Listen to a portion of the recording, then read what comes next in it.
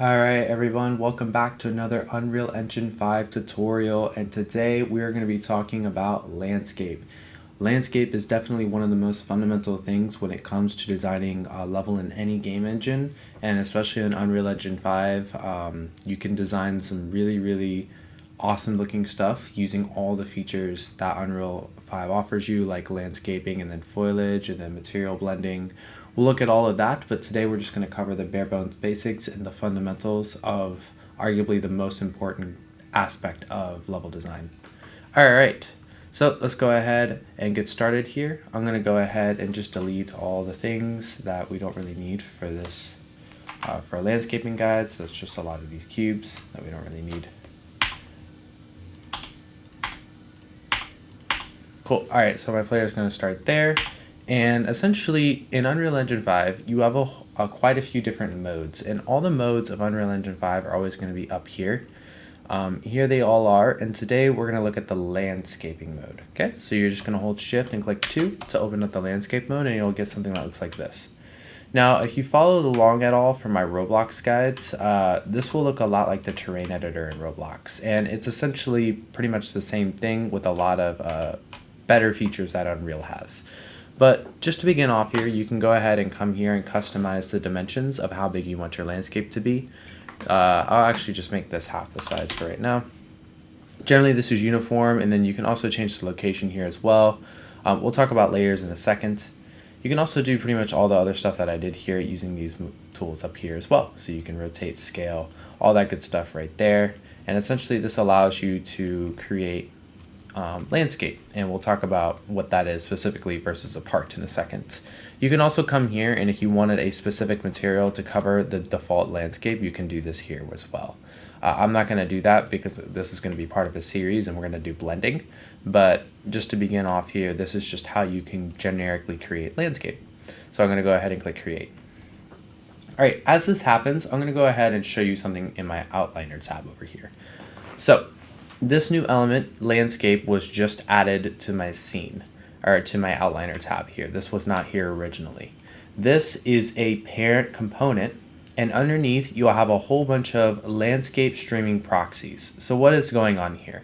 Essentially, you have, sorry about the lag here. Sometimes when landscapes load in, by the way, your computer's trying to render them. So just be patient with your computer sometimes. But long story short, what you have going on here essentially is you have different squares inside of this proxy. So like, for example, this would be that square, would be this one, and you can see it glow up here. Then when I click on this one, that's a different proxy. So it's the one next to it right here. And essentially each one of these little objects here represents a specific part of this entire landscape.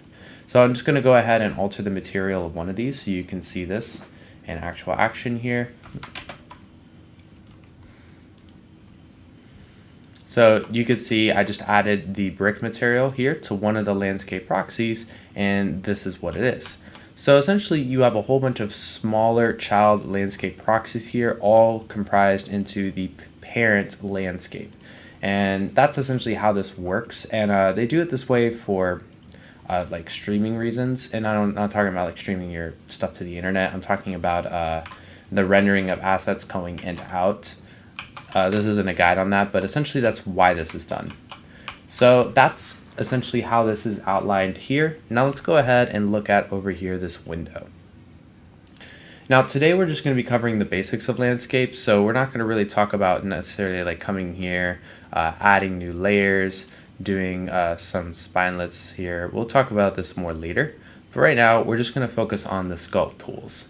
So sculpting your landscape is exactly how it sounds. It allows you to add depth, it allows you to add height, and it allows you to essentially create the general height map, as it's called, or the layout of your landscape. You can also import this customly. So if you had a height map, made in a different software for whatever reason, you could import it in here as well by doing a new and then or add in this case and adding it. But I digress. Anyways, so here are all the main tools that are going to allow you to manipulate your landscape. So the sculpt tool is going to do exactly what it sounds like. It's going to sculpt and it's going to raise certain elements of your landscape, just like this. You can raise it a lot, and if you hold shift, it'll push it down, just like you see there. So there's your simple sculpt tool. Nothing too crazy here, as you can see. Next is going to be the erase tool. The erase tool will obviously erase.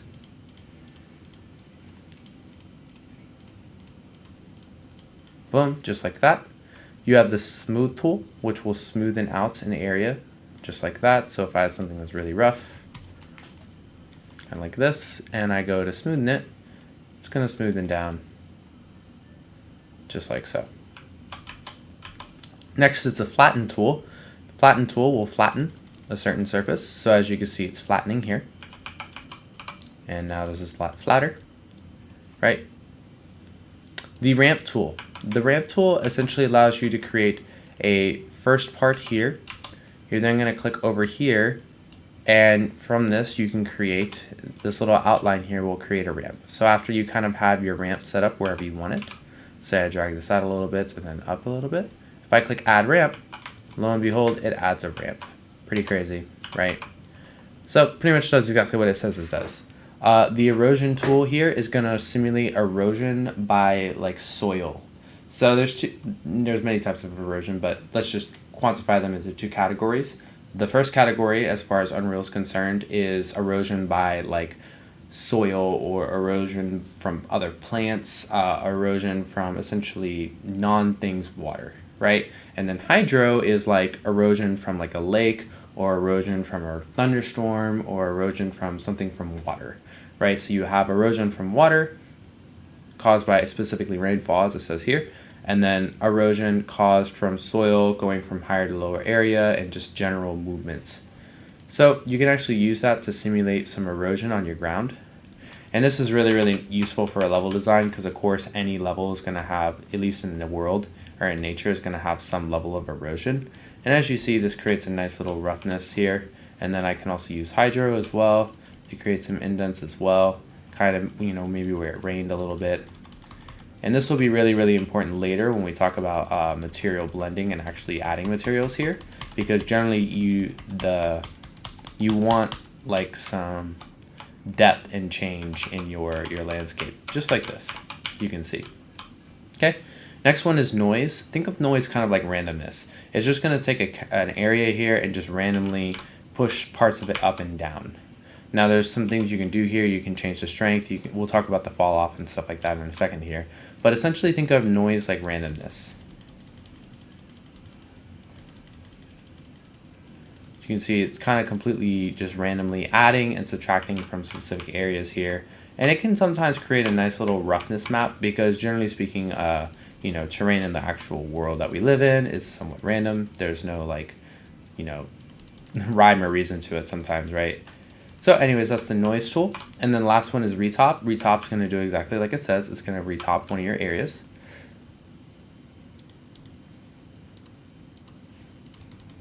Oops, excuse me. And then you also have the mirror tool, which will allow you to mirror certain elements of your landscape, just like you saw there. Blueprint is essentially other like brushes, landscape. So like if you custom make a brush, you can use the blueprint tool, just like so. And the mirror tool will obviously mirror. Okay, all right, so that's essentially just a basic walkthrough of the landscaping tools. Now let's talk about some of the settings over here. First, you have brush type. This is how the landscape is going to be modded, so like the shape. So for example, I'm going to do one with the circle here. Actually, let me flatten everything out first, smooth and flatten everything out that I grabbed here. I can show this.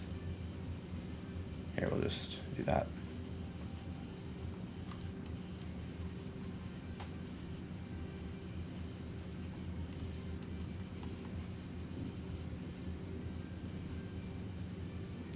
By the way, when you're working with landscape, you can really think of it kind of like clay. It's really kind of just like clay that you're modeling and molding and just working with.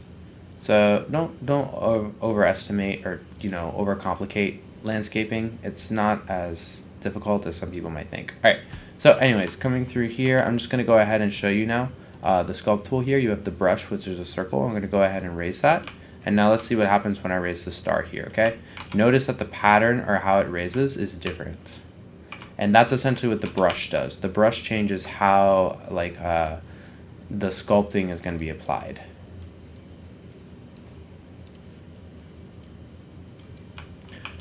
Right, so there's various different brushes there.